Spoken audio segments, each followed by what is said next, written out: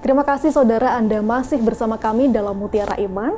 Bagaimana kita mengatasi soal bullying itu adalah topik kita hari ini bersama dengan Ustazah Sofi. Tadi menarik sekali Ustazah pencerahannya bagaimana tentang bullying, pengantar yang disampaikan dalam tausiah tadi. Saat ini kita akan coba bagaimana spesifik dalam membahas dampak dari bullying. Sebelumnya Ustazah, banyak sekali yang beralasan dari para pelaku bullying ini mengatasnamakan ini adalah proses atau perilaku bercanda saja. Nah, dalam Islam sebenarnya bagaimana membedakan antara bercanda dan juga ini perilaku bullying ataupun perundungan yang sudah mengarah kepada perbuatan dosa? Bagaimana membedakannya? Ya. Begini, bedanya bullying dengan bergurau. Kalau bullying itu yang jelas orang yang terkena ucapannya itu akan merasa sakit di hatinya.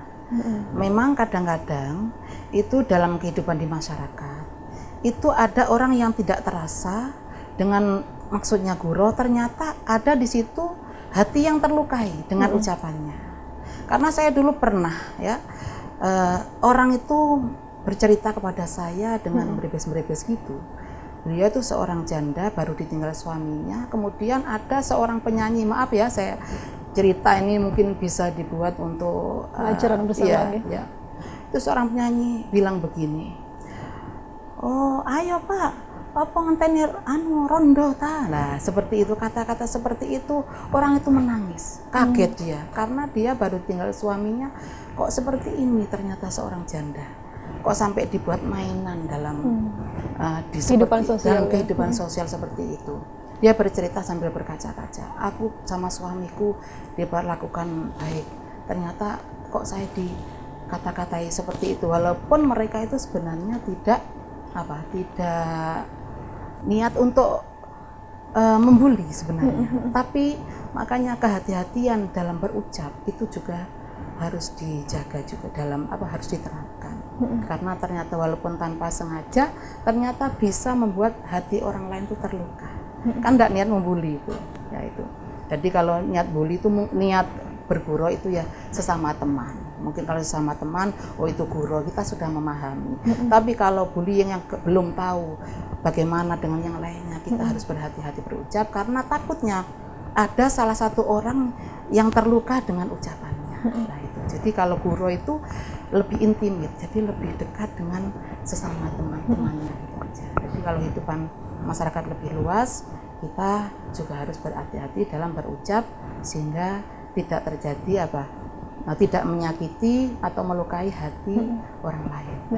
Jadi yang menjadi inti adalah bagaimana kita bisa memilah konteks candaan tadi itu. Banyak hal-hal ataupun faktor-faktor yang ini tidak bisa jadi bahan bercandaan. Bagi kita mungkin lucu, tapi bagi orang lain itu sama sekali tidak lucu begitu.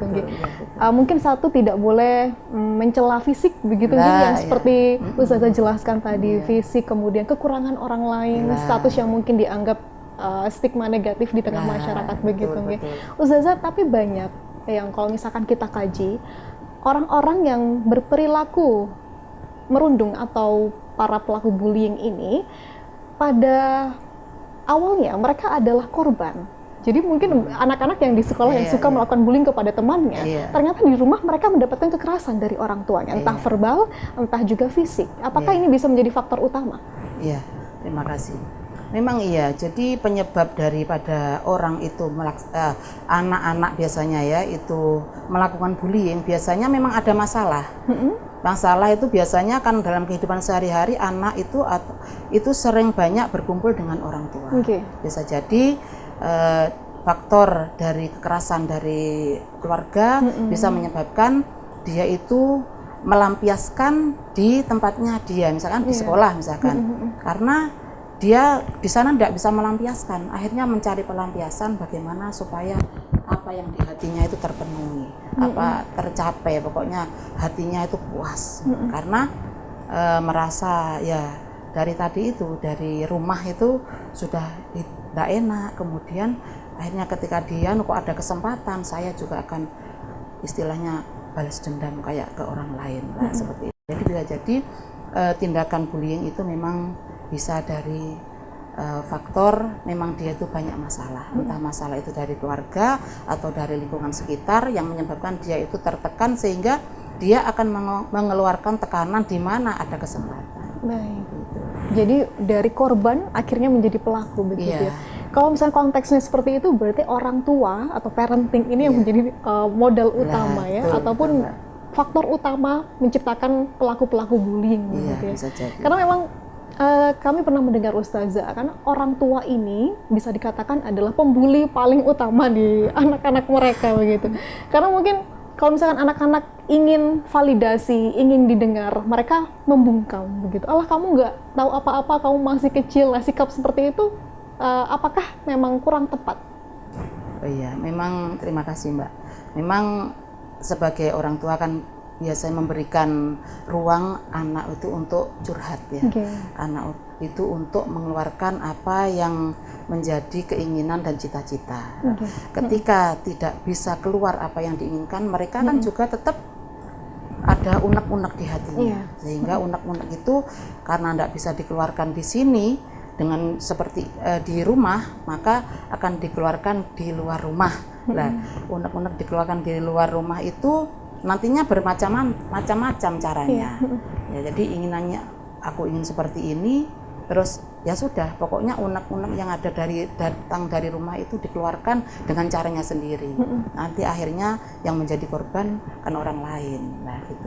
Jadi energi yang tidak tersalurkan dengan baik ini terakumulasi kepada hal-hal yang kurang baik begitu ya. Bisa jadi anak ini mungkin mendapatkan hal yang kurang nyaman di rumah, tetapi kalau misalkan mendapat lingkungan yang baik, dia akan baik. Nah, salahnya kalau misalkan para pelaku bullying ini, mereka ada kumpulan atau circle yang anak-anak muda katakan itu, ini tidak baik begitu ya. Akhirnya memvalidasinya kepada orang-orang yang lemah. Nah, terkait dengan korban ataupun kaum-kaum lemah yang biasa menjadi makanan atau mangsa dari para pelaku bullying ini, Ustazah, apakah memang ada ciri-ciri khusus? Apakah memang mereka dari rumah juga tidak mendapatkan kesempatan untuk didengar, akhirnya ya ketika mendapat kekerasan, mendapat ancaman, intimidasi, tidak bisa melawan? Kalau yang sebagai korban itu biasanya bukan karena masalah dari rumah. Memang kadang ada orang kan sifatnya ada yang tertutup gitu ya, ada yang terbuka lah. Biasanya kan orang yang tertutup seperti itu mudah kena bully. Jadi kan penakut biasanya, anak yang penakut itu biasanya sebagai sasaran bullying. Nah, karena takut akhirnya diginikan mau. Akhirnya sementara anaknya itu tidak mau berterus terang atau tidak mau mencari pertolongan kepada orang lain. Nah, itu kalau orangnya itu ada introvert, ada ekstrovert ya. Kalau ekstrovert kan langsung akan bercerita kepada yang lain. Nah, kalau orangnya tertutup, lah itu kan akan dipendam sendiri karena takut. Karena takut nanti kalau saya lapor saya nanti dimusuhi. Kan takut saya nanti pas kalau dimusuhi saya tidak punya teman. Nah, bagaimana? Akhirnya diapa-apakan diem saja gitu. Kan dalam bullying itu kan seharusnya kan kalau kita yang anak yang ekstrovert, jadi itu kan mesti aku diginikan, cerita kepada yang lain, terbuka kepada yang lain. Akhirnya teman yang lain, yang sebagai teman yang lain itu jangan malah lawan saja, tapi harus melaporkan hal ini kepada stakeholder yang ada di situ, misalkan guru, laporkan kepada guru agar tidak terjadi bullying lebih lanjut, agar anak yang membuli tadi atau peristiwa bullying tadi itu bisa segera tertangani. Mungkin ada satu hal yang bisa dipupuk bagi anak-anak yang mungkin punya sifat introvert, pemalu, adalah bagaimana menghargai diri sendiri. Ketika ditindas, ketika ini sudah melewati batas, mereka harus ataupun punya hak untuk melawan hal itu ya. Minimal adalah melapor, karena ini adalah hal yang tidak layak untuk mereka dapatkan begitu Ustazah. Nah, soal melapor yang menjadi masalah kadang ini adalah orang yang bisa kita harusnya percaya tetapi malah meleset gitu istilahnya. Guru ketika kita lapor malah pelakunya yang dibela, malah korbannya yang dianggap kamu terlalu lemah, kamu terlalu naif mungkin ketika diajak bercanda. Nah, bagaimana seorang guru ataupun stakeholder ketika kita berada di lingkungan yang mendapatkan kasus bullying yang harus kita lakukan, Ustazah? Gini, kalau misalnya dalam sekolah itu kan ada bagian BP itu ya, bagian apa itu? Konseling ya. Konseling ya. Jadi dari konseling itu kan memanggil semua pihak. Jadi pertama kan yang dibully itu harus diajak sama yang melapor tadi itu sebagai saksi, kan harus menyampaikan apa yang sedang terjadi.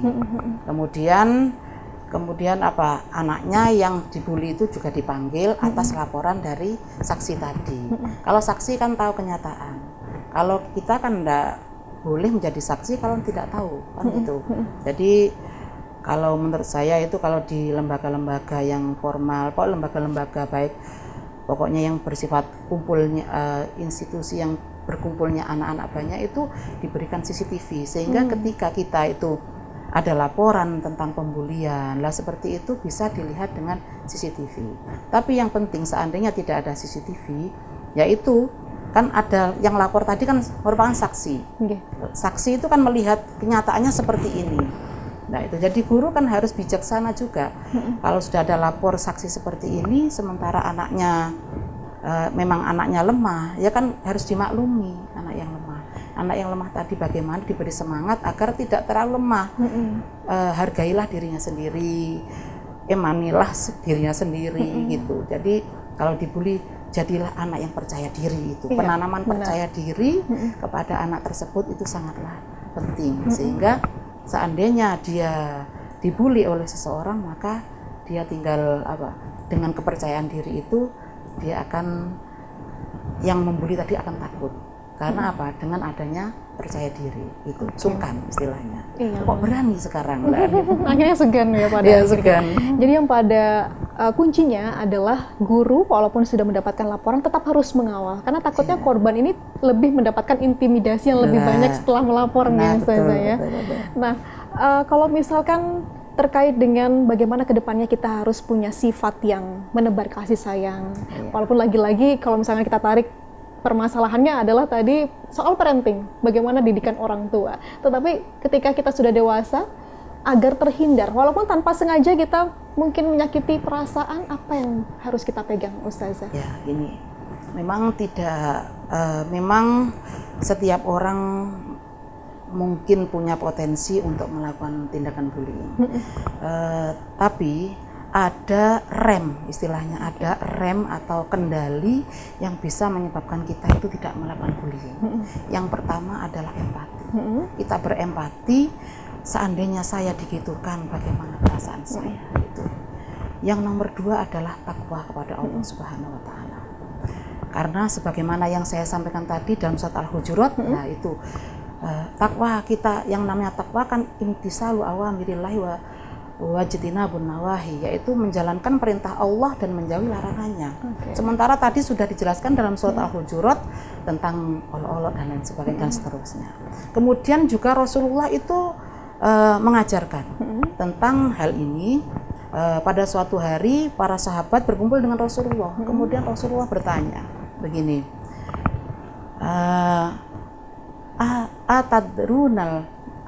atadruna manil muflis? Tahukah kalian siapakah yang disebut dengan orang muflis atau orang yang bangkrut? Kemudian para sahabat menjawab, al muflisu man la dirhamalahu wala mata. Yang orang yang bangkrut adalah orang yang tidak punya uang dan tidak punya harta benda. Itu menurut sahabat. Kemudian Rasulullah bersabda lagi, faqala innal muflisa min ummati ya'ti yaumal qiyamati bisolatin wasyamin wazakatin. Bahwasanya yang dikatakan muflis, katanya, yang dikatakan orang yang bangkrut adalah umatku besok di hari kiamat akan datang dengan membawa pahala sholat, membawa pahala zakat, membawa pahala puasa.